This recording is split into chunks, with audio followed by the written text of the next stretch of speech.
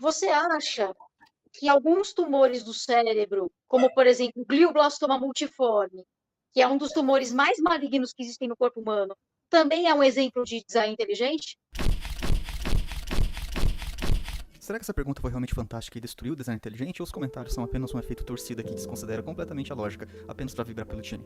Vem comigo destrinchar essa questão. Esse tipo de argumento é chamado de bad design, onde os evolucionistas tentam mostrar projetos defeituosos da vida real para mostrar que eles são frutos do acaso, pois nenhuma mente inteligente teria feito daquela maneira. Ok, mas e o câncer? Ele seria um bom exemplo de um bad design? Mas é claro que não, né? Em primeiro lugar, as células não foram feitas para ter câncer, mas para serem saudáveis. E se o câncer não foi o projeto, então não tem como ser um bad design, obviamente. Mas o câncer existe, então isso significa que foi uma falha de projeto de qualquer forma, certo? Não. Fundir um motor sem óleo não significa que o projeto foi ruim, mas sim que o maquinário teve um mau uso. No caso do corpo humano, o defeito pode ter como causa o próprio indivíduo diretamente ou ter sido acumulado pelos pais, avós e ancestrais diretos. Portanto, o câncer foi uma célula projetada para ser saudável, mas acumulou um monte de defeitos no decorrer da vida ou da vida da célula anterior a ela ou da outra ainda. Mas beleza, como que esses defeitos acontecem? E a resposta é muito simples, mutação. Mas não confunda mutação com evolução. Tem gente que acha que são conceitos sinônimos, mas na verdade eles são opostos. Eu sei que já te contaram que milhões de mutações consecutivas formam membros extras, habilidades novas, poderes incríveis, certo? Mas isso só é realidade nos gibis da evolução. Na vida real, é bem diferente.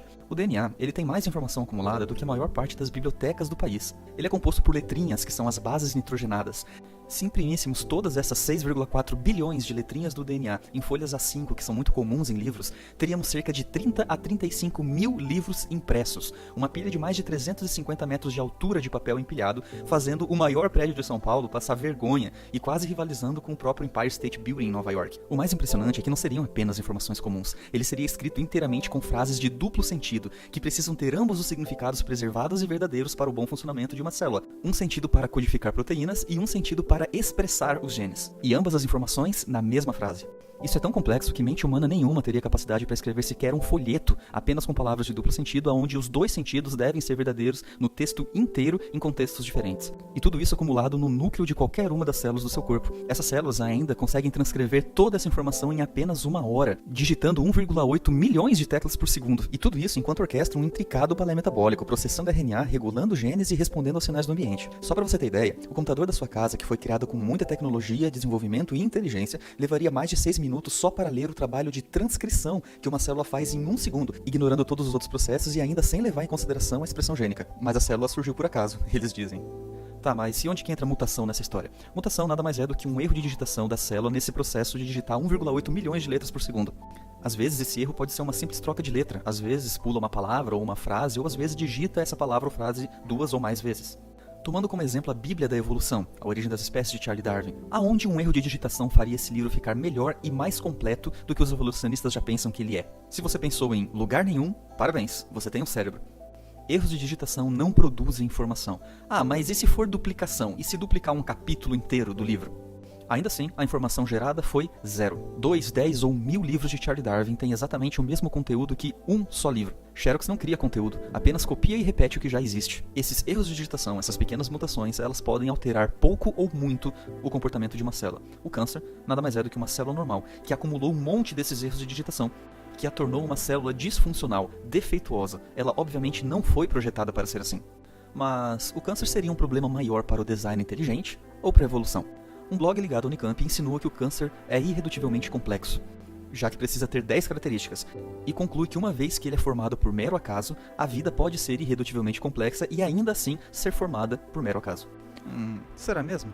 Uma das características mais marcantes da maior parte dos ateus de blog é não saber sequer o que significa complexidade irredutível. Alguns ainda fazem vídeos refutando um espantalho de um argumento que eles mesmos criaram para ficar mais fácil de refutar o tema. Seria o câncer irredutivelmente complexo? Mas é claro que não, né? Para início de conversa, essas 10 características não são codependentes, que é um conceito fundamental na complexidade irredutível, o que significa que as células podem levar anos ou décadas até desenvolver todas essas características, conforme o próprio autor do blog reconhece citando o artigo original, mas parece fingir de sonso para não passar vergonha. Além disso, várias dessas características sequer são necessariamente obrigatórias em todas as células cancerosas. Por exemplo, a número 6, que fala sobre a metástase, não é uma característica que tem em toda célula cancerosa. Na verdade, apenas uma a cada 1000 ou 10.000 fazem metástase. A maioria não faz, e o mesmo vale para outros 4 dessas 10 características, o que significa que várias células podem ter apenas parte dessas características e ainda assim serem cancerosas. E portanto não, o câncer não é irredutivelmente complexo, sequer esboça qualquer preocupação nesse tema e não representa nenhum problema para o design inteligente.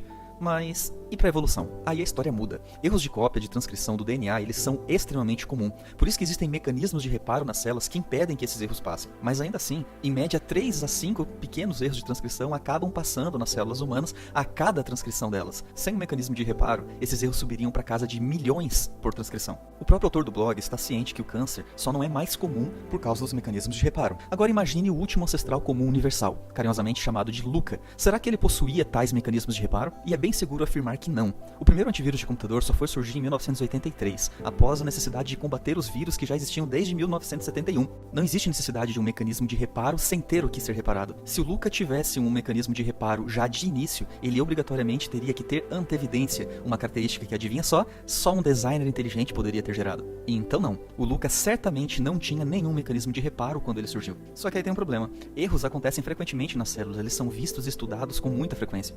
Já surgimento de organelas e funções novas só existem nos gibis da evolução.